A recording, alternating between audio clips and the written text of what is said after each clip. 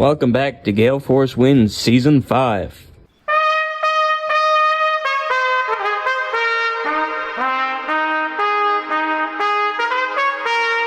Well, I'm Alan Dale from Gale Force Wins. What a pleasure it is to be right here in St. John's, Newfoundland, beautiful St. John's, Newfoundland and Labrador, with my good buddy from the east end of St. John's, Gerry Carew. I could tell you, so proud to be sat at this desk with you, Premier, and we're excited to have an interview with you about your journey as the Premier of this incredible province. And first thing I'd like to start is the day, that night you became Premier. Take me back to that moment in time.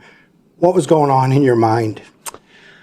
Well, it was an exciting night. It was a different night because it was, COVID-19. So there was restrictions in place, and believe it or not, there was only probably, 10 of us in the room when they announced. And my wife and I have reflected on that moment a lot in the last 3 months in particular, and. I'll never forget my youngest son was sitting in a chair next to me and his feet couldn't touch the ground. So there's a photo of us from behind and his feet don't touch the ground. And you're living and breathing all of this, and you're in the midst of a leadership campaign. You've talked to the kids about it. You've talked to the family about it. But when they played Dwight's video of him leaving, because there was no in-person thing, Mark, my son, turns to me and there's a tear in his eye and he said, "What's going on?" How old was he, Premier, at this point? He was 8 then, and what's happening? What do you mean, Dwight's no longer going to be Premier? And he started to well up. And I said, yeah, no, hopefully we're going to be Premier. So there was the emotion of the day in that everyone's lives changed. And even though, at the time, the advice was, look, your life is never going to be the same after today. But to feel that for him and across the family was the first reaction. Then, of course, we were excited that we won and wanted to roll up our sleeves and get right to work. I was here 6:30 in the morning on the steps of the Confederation building. Ran up the steps. Day one. Yeah, I'm an early riser, as anyone in this office will attest to, and anyone across the bureaucracy, even the security guards. I'm usually the first person in. Not always the last person to leave, I can guarantee you that, but I am the first person in every morning, bright and early. And so we were here, rolled up our sleeves, started the briefings, and then as all this information is coming at you, can't forget we were in the middle of a pandemic. We were in the middle of an actual acute fiscal crisis for the province. The former Premier couldn't borrow money. We had Muskrat Falls looming over our heads collectively, not just from a fiscal or financial perspective, but from an emotional, psychological perspective of the province. And so there was a lot of hot issues to deal with. And as all this information is coming to you in that first week or first day when you're being briefed, you try to decipher it all and package it in ways that you can tackle it. And I think it was different for the bureaucracy too. It was different for officials because I don't think it's happened. It just happened with Mr. Carney, I suppose, but very infrequent that someone comes from the outside, completely unelected, with never been elected before. First foray into public life is directly into a first minister's chair. And so there was some trepidation with respect to the officials, but as they were presenting all of it, trying to package it in what would be our fundamental planks, our true playbook that we could always pivot back to, and we were able to do that fairly quickly, despite all that. You can get very trapped very quickly in the day-to-day noise, and the challenge of any premier or any first minister, I think, is to elevate your level of thought while being attentive to the day-to-day issues, to have a vision that can progress throughout your tenure, and in the tough days revert back to, okay, why am I here? Well, here are the 5 reasons. So let's sure, there's this issue going on today, but let's revert back to the top 5 things that we wanted to accomplish. And for us, that was fiscal stewardship in setting a different financial trajectory for the province. Tackling Muskrat Falls and getting that muskrat off our back, if you will. tackling the demographic crisis. Until we got here, there was 50 years of out-migration. There was first time in 50 years that our K-12 populations increased. But that takes focus, it takes strategy, it takes attention from this desk in order to see progress. And then we had to focus immediately on saving our oil and gas sector, the energy space more broadly, especially recognizing that this is a time of transition, and then the innovation technology space, which I see as a booming place to move forward. On top of that, of course, there was one of the main reasons I put my name forward prior to the pandemic was, and prior to the acute fiscal crisis of the province, was to transform the healthcare system, because it wasn't working for providers, it wasn't working for patients, and so those were the kind of fundamentals that we set out to be our true north, if you will, and recognizing that day-to-day issues arise, recognizing that other files are important, but as a leader you need to make sure that you have your eye on what you wanted to accomplish starting off. And so it's a long-winded way of saying there was the immediate emotion of the weight on the family, there's immediate excitement and desire to improve, but then there's the realization that there are very many heavy files, many big decisions to be made, and how to package that not just for your own sanity, but for a vision that not only your caucus and cabinet can buy into, but that the people of the province can recognize that, okay, this is what this guy stands for. And I hope that people will reflect on my tenure as, yeah, these are the files that he advanced. Yeah, wow. Yeah, sorry. That's probably going to go over 30 minutes. That's a lot of files to tackle. You were no stranger to complicated work in your previous career, and, you'll go back to that. Talk to me about just sort of making that switch in your mind from, okay, this is big, complex problems, from what you were doing day to day, which again, complex, but you were an expert at it. Your hands were your tools and you could do the job, but this is a different skill set. How did you cope with that? Well, actually, it's not a different skill set at all. When you consider an acutely ill trauma patient, you have to, sure, I may be the expert in fixing the femur or doing life-saving measures with respect to the pelvis, but it takes a team. There has to be the captain of the team, but it takes a team of dedicated nurses. It takes someone who is the emergency room physician. It takes a general surgeon. It takes a anesthesiologist. It takes a respiratory technician. I don't have any of those expertise. So I think one of the lessons that I learned in the operating room, and it's not immediately apparent, is the transferability, or the ability to be able to transfer your skills of being part of a team in dealing with complex problems to other areas of life, and whether that's setting up a complex charity that looks after people in developing worlds, or being the Premier of the province. I think the biggest thing is to understand, appreciate, and not just say it as a platitude, but have the confidence to be able to understand that you're not the smartest person in the room, and if you are the smartest person in the room, you're probably in the wrong room. Mm-hmm. You need to have the smart people around you who are providing advice so that you can direct the decision making with respect to the overall decision. But the content experts, you cannot be a content expert in everything. It's just impossible. And the same is true in medicine. I can't be a content expert in critical care and orthopedics and infectious disease and oncology and. Mm-hmm. So I think, recognizing that and bringing that to this chair, I hope, led to a better team atmosphere, but it also led to making appropriate, fast, quick surgical decisions, because I think that would be something that people would say on this tenure throughout the bureaucracy is, I like to move fast. And it's not even that I don't like to move fast when the decisions are not adequately informed, but you can't be in the operating room and have decision paralysis. The patient suffers, you suffer, everybody suffers. Yeah. You need to continuously be moving forward. In the arc of a surgery, there are times when things can go fast, and there are times when things should go slow. And understanding that arc is applicable to this job as it would be to other jobs. Do you think you'll inspire any other surgeons to take on a role like this? I hope so. There's plenty of good ones out there. Yeah. I understand, one of my former classmates is running federally now, Lynette Powell, and I wish her the best. And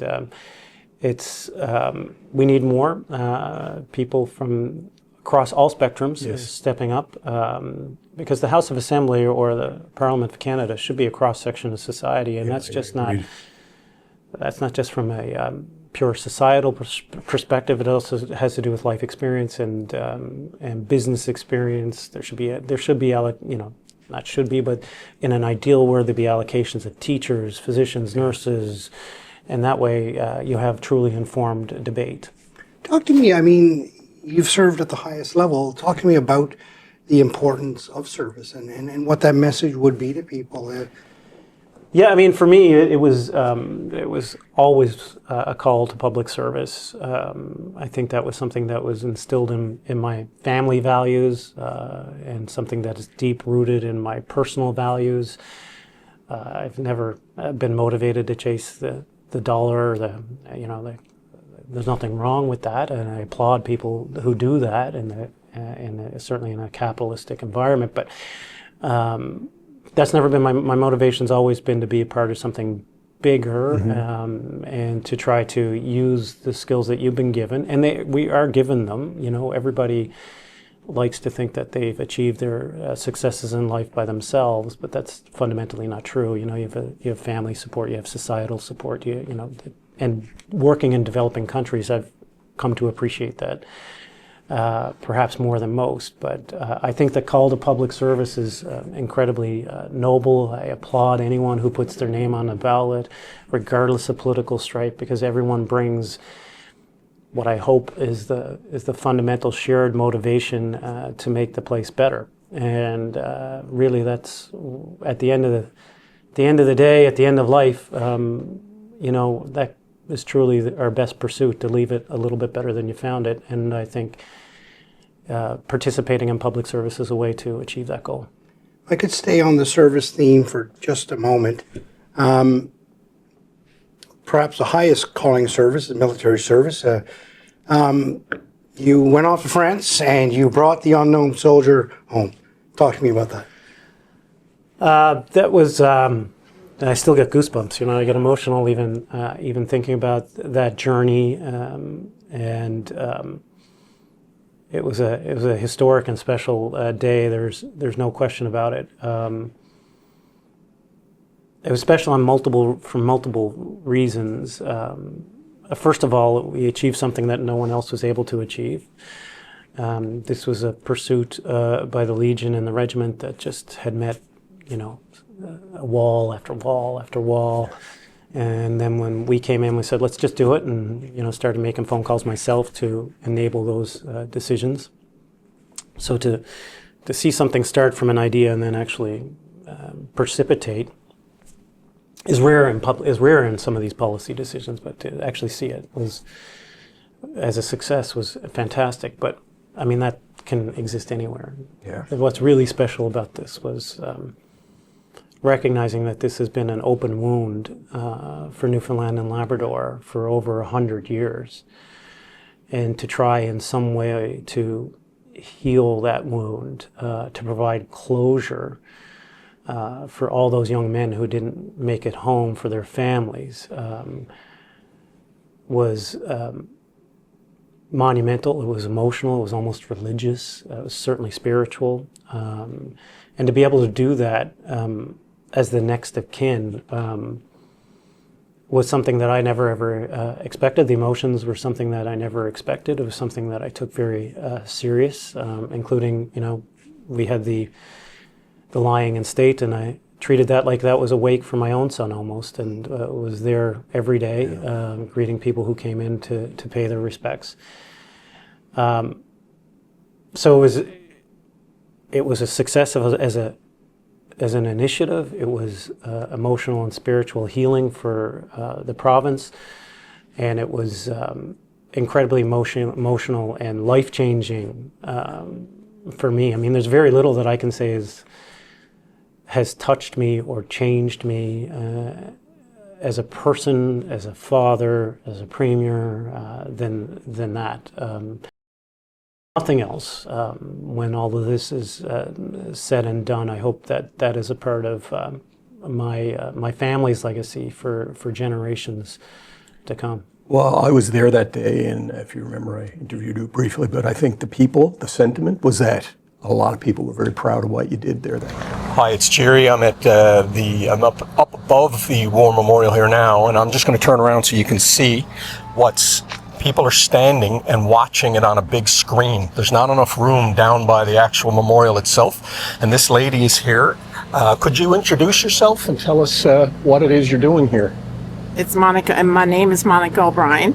I've been coming here for years to the War Memorial. I think it deserves to be visited by everybody, especially on this occasion. I just think it's marvelous, and it's great to see how many people. It's wonderful to see how many people turned out, even though there was expectation of rain and so on. And I didn't think I could come, but anyhow, I did feel that it was, on such an occasion I had to come. So you say you've been coming here for a few years. How many years would that be? For about 20 years at least. Wow. 20, 25 years. I've been coming here as well, and this is the most emotional that I've ever felt. How about you? Yes, I think it's the same for everybody. That's why there's such a crowd here today. I really think it's the same for everybody, and it should be. Thank you very much. Well, folks, here we are down at the repatriation ceremony, July 1st, 2024, and I'm with an old work colleague of mine, Leo Goss. Leo, what does it mean to be here today at this ceremony? Well, Gerry, means a lot, buddy. Obviously, we bring one of our own home, and after 100 plus years, and to be here today is moving. I actually seen the ceremony down by George Street and the hearse and the somberness of it. So, someone who died so young and heroic, and you can't imagine the horrors that they seen back then, and the call of duty that day when the call came, they knew what they were facing. So to bring him home, he represents everyone, and that's important. So. It's a wonderful day, Gerry. Well, I notice, and I know your son is serving with Cougar helicopters. He is serving the province of Newfoundland and Labrador in a very important capacity. Just touch on what it means, Leo, for you to have a young son that 100 years ago could have been over there. Yeah, and I mean, Zach spent time in with the reserves and built up his skill set there. And like I said, he was lucky enough to get a job with Cougar, and he's following his calling. So, yeah, I mean, he's in that age bracket where he undoubtedly would have answered the call. So, to watch him grow and mature and move forward in his field and serve the province is excellent. So I'm super proud of him. Well, Leo, it's an amazing thing to bang into you down here. This is such an incredible and an important thing for Newfoundland and Labrador. Just sum it up in a sentence and what it means to you to be here with Sandra today. Yeah, well, like I said, Gerry, it means everything. I mean, it's the regiment is the Royal Newfoundland Regiment. Obviously, we're all super proud of the regiment and the work they've done and the service they've put in over the years. And just to be here and to be lucky enough and have the freedom and to be granted that to be here today to watch the ceremony is moving, and it's a special day. Thank you, Leo, very much for your thoughts on this today. Hey, good to see you, buddy. Take care. So much. Premier, just a thought from Gale Force Wins. Just wanted to get a thought on your experience here today. Well, I think the best thing, most heavy thing is that people showed up. Like, they showed up 100 years ago. They came out today. They came out to support our fallen son, and I think we did him proud. Thank you, Premier. Thank you for going today. Very much. I'll tell you something that happened, though. At the Sergeant's Memorial, as you were coming around the corner, you were behind the hearse. I had a drone in the air, and a very stressful moment for me. I lost sight of it, and it dropped quickly. And all I could think about is that if that had crashed, it would have been terrible. But anyway, you probably didn't know. I never told anyone that. Here I am now telling the public. But thankfully, Alan, I didn't crash it. Premier, the one of the only things that we can ask of our leaders is to sort of leave the place better than you found it, right? That's a pretty simple statement, but it's one that holds true today. If you look at Newfoundland and Labrador now, Gerry and I have had the great privilege of traveling across this province and seeing everything is really moving in the right direction. Government, industry, academic communities, all working together, everybody understanding that a rising tide floats all boats. It must be an amazing time for you to look at where you've come from to where we are now. Oh, absolutely. I mean, it's energizing. It's hard to leave too, but I take some comfort and pride in where we came from, where we are. That's the pride piece. The comfort piece is that we are in a good place, and I wouldn't feel responsible leaving if I didn't. Despite the timing elements, which are all real, and the family elements, which are equally real, I wouldn't feel comfortable leaving if we weren't in a good place. When you look at the challenges of where we started, we've largely tackled a lot of them, if not all of them. Muskrat Falls, a $5.2 billion deal that prevented people's rates from doubling. And one of the things people don't give credit for is something doesn't happen and you prevent it from happening. No one gives credit these days for the measles vaccine for not preventing you from having measles because you don't get measles. Well, your electricity rates didn't double because we did the $5.2 billion deal. We created, I think, a very responsible trajectory for the finances of the province, including the Future Fund, which now will have over $400 million in it, up to $1 billion in a couple of years, which hopefully my son's generation can then be responsible with and live off the proceeds of, either paying down debt or investing in future opportunities. We did some minor things like attaching sinking funds to our debt borrowing, which will, when they mature, then we'll have offsets against them. We diversified our markets with respect to the financial landscape, including making offerings in Europe. So that's the fiscal side of things. In addition to taking the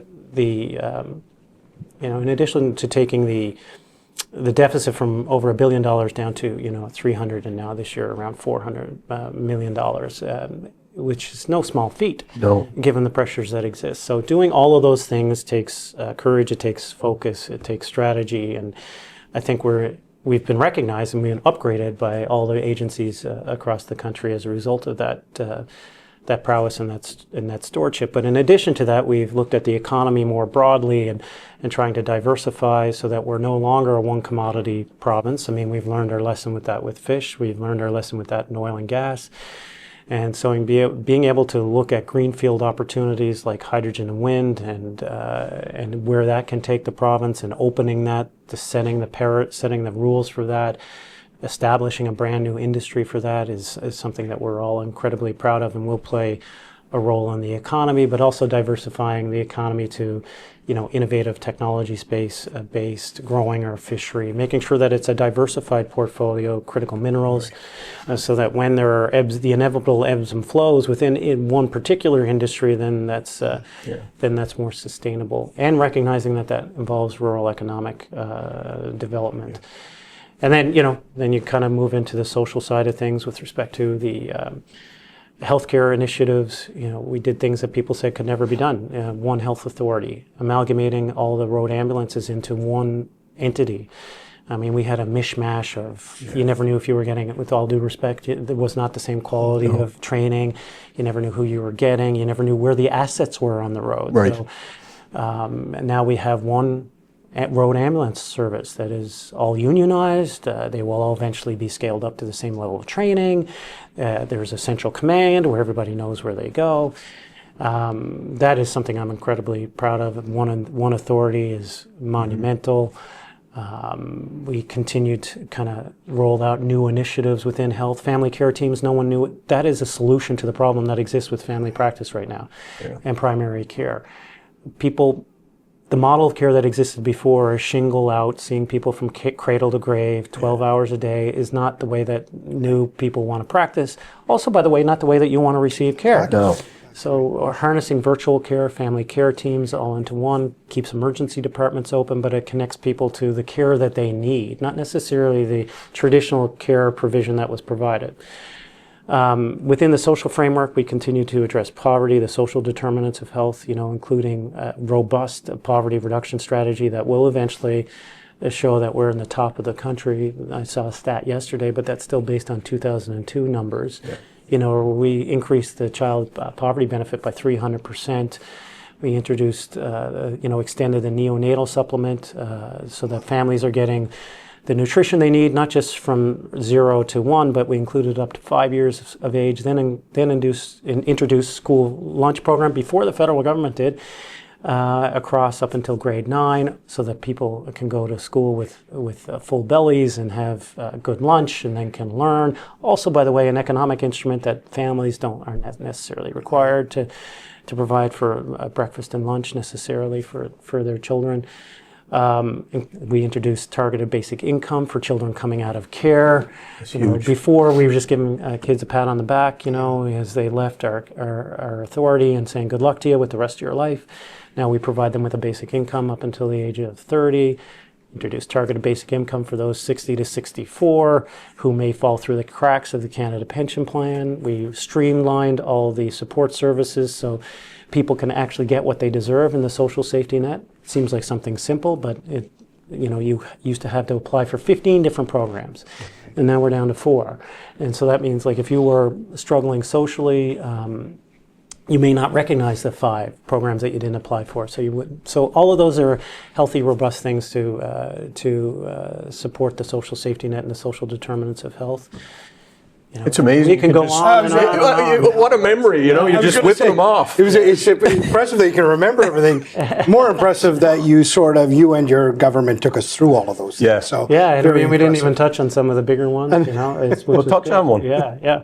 What else? Just a couple more, Oh, I mean, there's the hydrogen space, which we already talked about, hidden, which wasn't celebrated enough, I don't think, as we managed to navigate our way to joint management of what I call our inshores.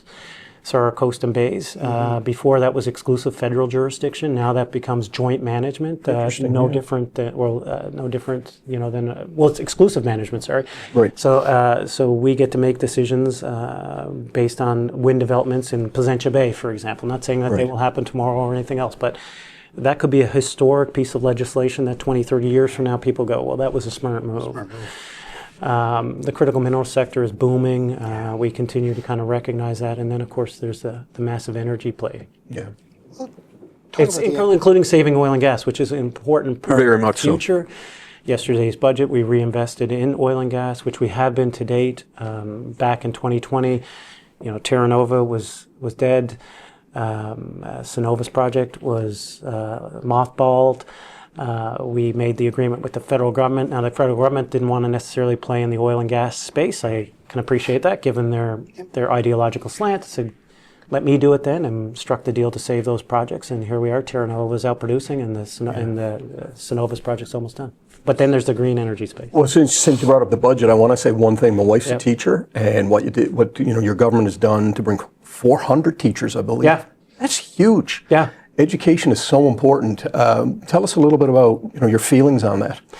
So we started with health and did the health accord and recognized that worked fairly well. So we wanted to replicate that across industries, across departments where that made sense, including the education. So there is an education accord coming. But just like health, we knew that there were strategic investments that had to be made. By the way, both in human resources and curriculum provision. When I came in, there was no exams. I thought that was fundamentally wrong. Students need to be challenged before they get to university. Agreed, yeah. Now, perhaps there's a way to do it better than they did when we were in high school and had 100% final exam. And we're much older than you, by the way. But I was giving you credit there. So I think we landed on a new exam formula that works. I thought it's important that, for example, in the curriculum space, that Newfoundland culture be taught again, Newfoundland and Labrador culture be taught again. So that's started. We did, an education agreement with some of the Indigenous groups to allow for them to teach in their own communities. But education is the foundation. Education, health, they're all part of the social determinants of health, right? So if you don't have that solid footing, then the economy is not going to grow because it can't grow. Yeah. But equally, the economy has to grow in order to support the social. Too often, the dialogue in the provincial politics and federal politics is often a dichotomous choice of one versus the other. That is a fundamental error. You need both. Yeah. And you can't have one without the other. Like that's an illogical argument. So education is key. We want to be there to support it, and hopefully the changes that I've made will reverberate for years to come. Yeah. Mm-hmm. Soon you will take off this suit, and soon you will walk out of this office, and you'll put your scrubs we back didn't on. Talk about Churchill Falls. We'll get into that in a minute. All right. Give us your thoughts on Churchill Falls. Yeah. I think it's a great deal. I think there was significant constraints, political constraints, there's fiscal constraints, there's economic constraints, there's chronological constraints, by the way, that exist. And when I sat in this desk for the first time, I thought my contribution to the river was going to end with Muskrat Falls. People don't necessarily see the strategy that was in place, but it was in place. The strategy was, if we cannot negotiate with Hydro-Quebec as long as we have Muskrat Falls hanging over our head. We're in a weakened position. We are in a must-do position. So doing Muskrat Falls, getting that settled away, put us in a better footing to be able to sit at the table with Quebec as equals. So that was key. And doing that then allowed for the other pieces to occur, which, by the way, included socializing with the Premier of Quebec and the people of the province, that there was the ability to potentially work together in the future. So strategically having him come here and apologize to the people of the province, that wasn't by random. No. That wasn't a random act. So the ARC led us to a table with the MOU that I think is a very solid MOU. Now, it needs to take the next step, but different than some MOUs. You guys have seen MOUs where we agree that, there'll be, the sun will come up tomorrow, and this is fairly substantive. And I know there's some debate about the numbers, but there's always arguments to support our position. I can guarantee you that there's no one who's thought more about these numbers than I have and the team have. It's a solid deal that will unlock $227 billion to the Treasury of Newfoundland and Labrador. I know on the day of the announcement there was some critique. Well, the Premier of Quebec says he gets $200 billion, we get $200 billion. His $200 billion include the indirect and induced economic consequences of the power available for Quebec. And good on him. Yeah. There has to be a position in which there's two motivated parties. But ours is direct to the Treasury. In addition to that, then we get the indirect and induced ourselves by the retained power in Labrador. So whether that's new mining projects, new smelters, the indirect and induced from that that's not part of the $227 billion estimates to our Treasury, nor is the $30 billion of CapEx that will have to be spent in the major industrial developments in Labrador. So it's a good deal, but the best thing about the deal, in my opinion, is, and the devil will be in the subsequent details, but is, if you look at the mistakes from Churchill Falls 1, it was a fixed price with no escalation and no consideration for changing markets. The market-based blocks that we have in place for this allow us to adjust with the market, meaning that we will sell you a block of power, and that could be tied to, we'll sell Hydro-Quebec, simplifying this though, a block of power, say 1,000 megawatts, making this up, but that will be tied to the Massachusetts market. What they do with it may be up to them, but our price to them will be based on that block. Right. Another block may be domestic use in Quebec, another block may be New York. And so as the markets fluctuate, then we can ultimately see what is likely going to be an increase over time. That's not definitive. There's disruption that could be built into this, nuclear, small modular nuclear reactors, all those things. But at this point, at this juncture, that's the only decision to take. And I think it's the wise decision as opposed to a fixed price with an escalator. And I think the question is, well, what if then the price goes crazy? Excellent. What if the price for redevelopment goes crazy? Excellent. All of those things are captured in the agreement. What if the price to replace goes crazy? Excellent. Captured in the agreement. What if something else happens? Excellent. Captured in the agreement under a fairness clause.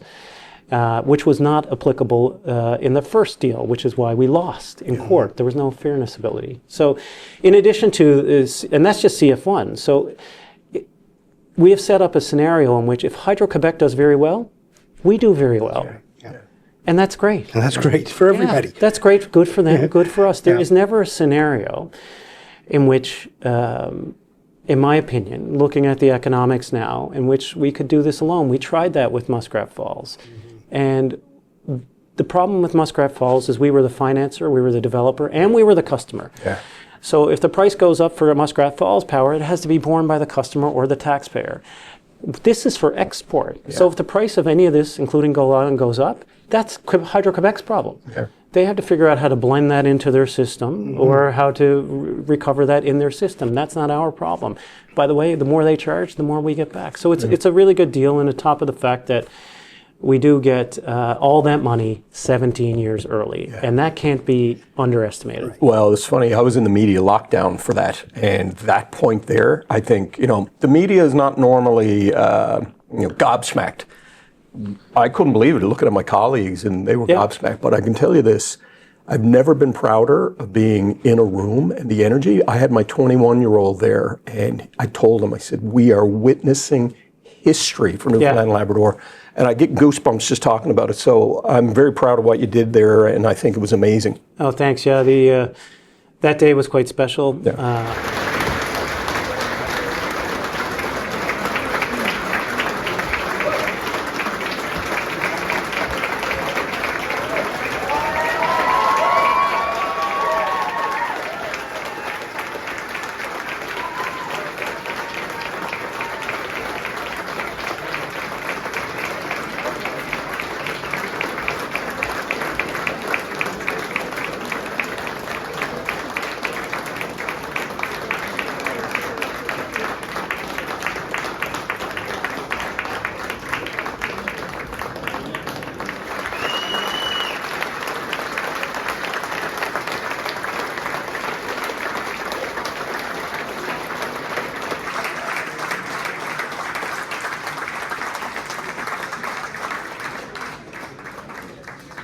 It's hard to I've seen the criticisms, right, and none of them make any sense.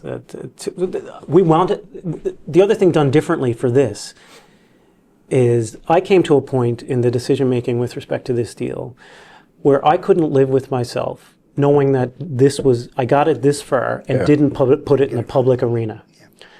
And so we put it in the public arena, different than Muskrat Falls. We put it in the public arena. We allowed for people to digest it. We offered information sessions on it.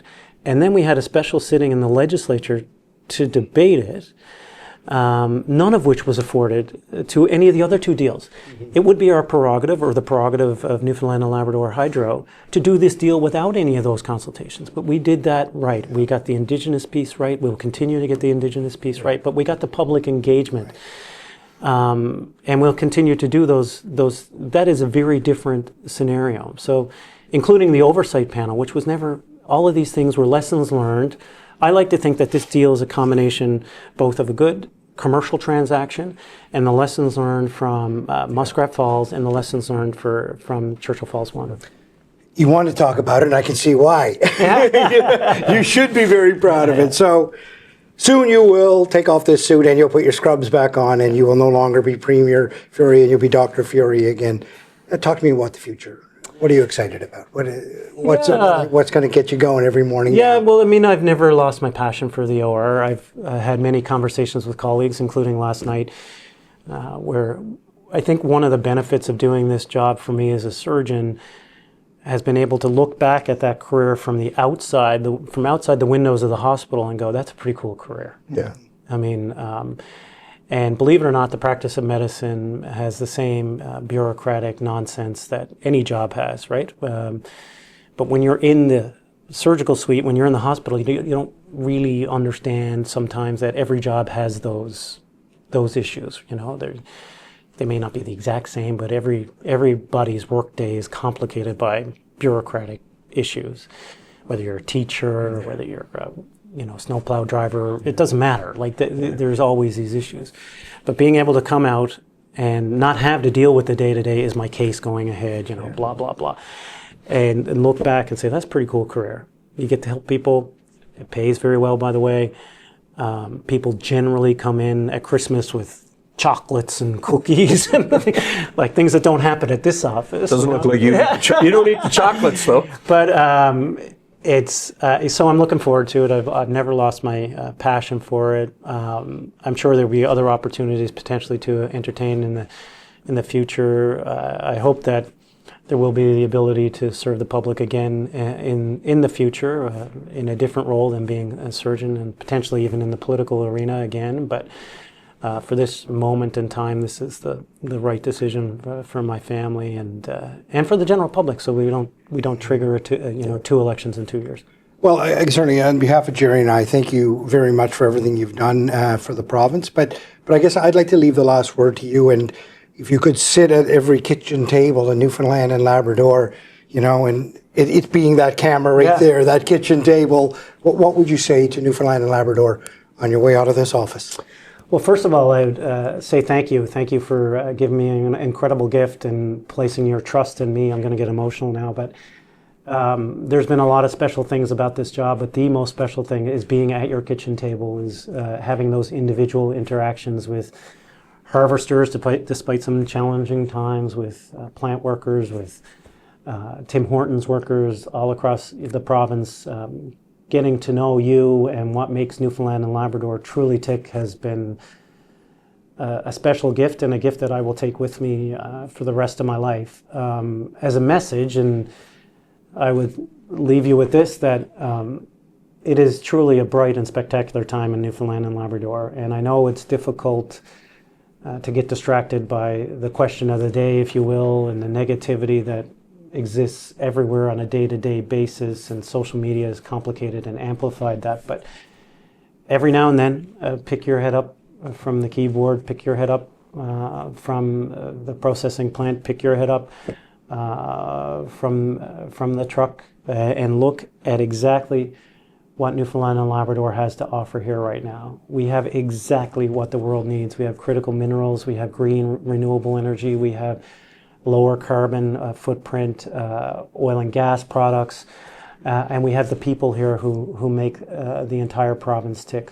We have the protein that the world needs, we have the energy that the world needs, and not many places can say that. In addition to all of that, one of our biggest historic impediments and barriers has been that we are a coastal and island province. Access to tidal water right now is so fundamentally key to the reorientation of the global trading market. So a very positive place to be in Newfoundland and Labrador. The future is bright, and don't let the downers get you down. Thank you, Mr. Premier. Thank you for your service. Thank you. Thank you, sir. It's been a pleasure to get to know you guys. Yeah. And Thank as you well. for tuning in to Gale Force Wins. That's Gale Force Wins, WINS.com.